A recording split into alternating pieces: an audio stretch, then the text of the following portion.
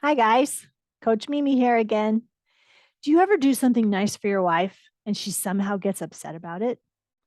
If you've been in a relationship long enough, it's probably happened to you and it's baffling, right? It totally doesn't make sense that she would get mad when you're just doing something nice. Well, today we're going to try and make sense of some of that anger or upset or um, mad or feeling ticked, right? That just doesn't make sense. So here's a personal example that I want to share with you. Several years ago, when it was my birthday, and so as my birthday was approaching, my husband asked me what I'd like, and I told him that I would like a new copy of my scriptures. I had been using my old ones since I was in high school, and I wanted nice new leather-bound scriptures. So we discussed what size I wanted and what color, right? I wanted green leather. It sounds kind of crazy as I say it here, but they're beautiful. What can I say? Anyway, he took care of all of it because he's a great guy like that. He wrapped them up. Well, he probably had one of our older daughters wrap them up, but he gave them to me for my birthday. And when I opened the box, I was so thrilled by the beautiful green color and how awesome the nice leather felt. And as I started to flip open the pages, I realized I was holding them upside down. So I turned them over, and that's when I noticed that my name was engraved on the front. Now, this should have been a happy surprise because it is a tradition in our family for us to have our name engraved on our scriptures. And even though I hadn't discussed that part with my husband, he went to the extra trouble to have it done for me because he's nice like that, right? That was extra. That was great. So that should have been a nice surprise, but it wasn't. I was actually upset about it. The problem for me was that my official name was engraved on them, not the name that I go by. So let me explain a little more. It's probably not surprising that Mimi is not my given name. So my given name is actually Melinda. And while I do think that Melinda is a beautiful name, it is simply not me. It never has been. My parents and my family, everybody always called me Mimi. And for whatever reason, it stuck tight. Sometimes I think it's a little dorky, but it's me. What can I say? So I have tried a few times in my life to go by Melinda, but it never worked for me. The first time I was in fourth grade and I decided that I wanted to be grown up. So I started telling everybody to call me Melinda, but no one could remember. And I got tired of reminding people, and it just never felt like me anyway. And then when I was in college, I had an opportunity to go abroad for a semester, and I didn't know anybody there. And I thought that that would be the perfect time to try again to see if I could go by Melinda. But after about 2 weeks of everyone calling me Melinda, I just could not take it anymore. And I gathered my three roommates together to confess to them that I was not really Melinda. And I felt like such a fraud. And would they please call me Mimi?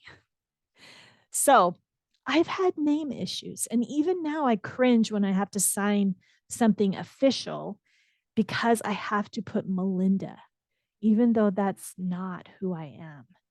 So, a note to all of you wannabe parents out there, if you call your child something other than the name you give them, there might be issues later on. Just saying. Okay, but let's go back to the birthday story. All right. When I turned over those scriptures, I went immediately from oohing and awing over how nice they felt and how beautiful they were to saying, "Why did you put Melinda on it?" And he said, because that's your name. Well, as I look back now, I don't think that I made a really big deal about it um, because, after all, it was done, right? I certainly was not going to insist that it be changed when it was already engraved on there.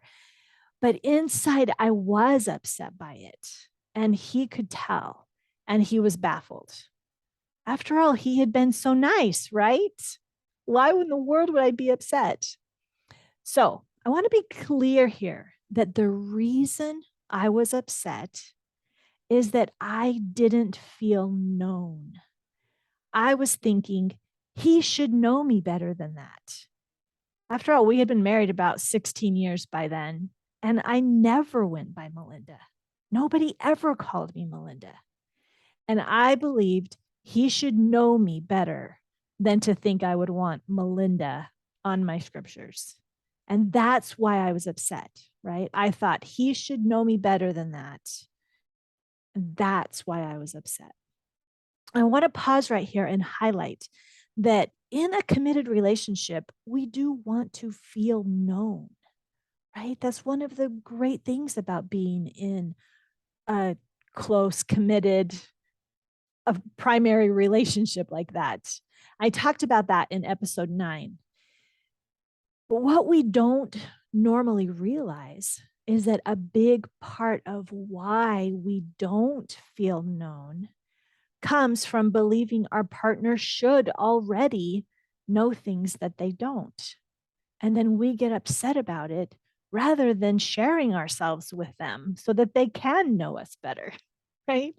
So, to be real about that, thinking our spouse should already know things that they don't know keeps us from doing what is in our power to help them know. Right? So, lot of usage of the word known there, but we just naturally do this as people, that we expect this most important person in our life to know things that they just actually don't. So here's what I want you to take away from this story that I'm sharing here.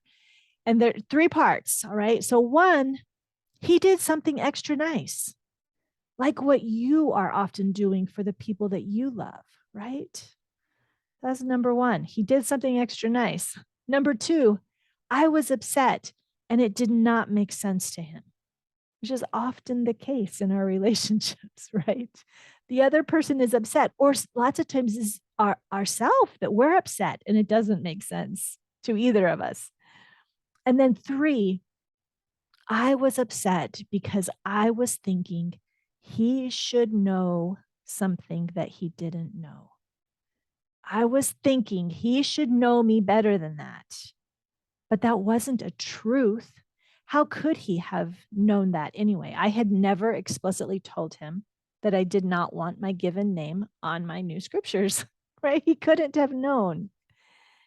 And so my upset did not make sense to him because he actually didn't do anything to make me upset, right? My upset came all from my thinking.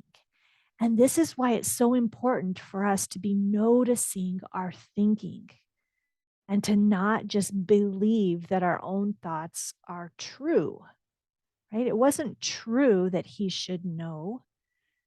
That wasn't true at all. But when I'm thinking he should just know, and I'm believing that, right? Okay, so what to do now?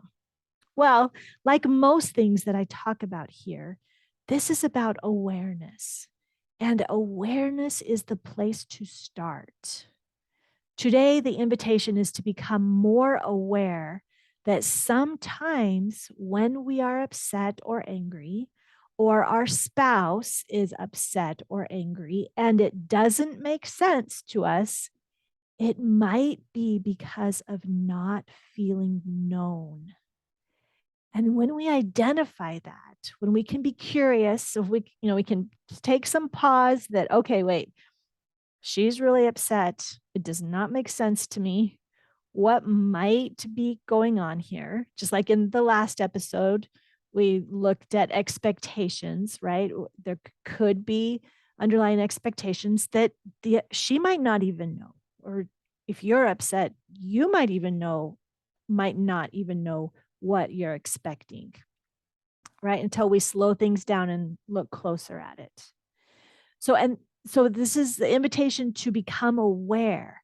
And so then when we do identify that, oh, okay, this might be a possibility, maybe she's not feeling known, then we can start to notice, what assumptions we're believing that aren't true. Or like if it's ourself that's not feeling known, what assumptions are you believing that are not true, that are causing you to not feel known? And where can we start identifying what is in our power to become more known to our spouse?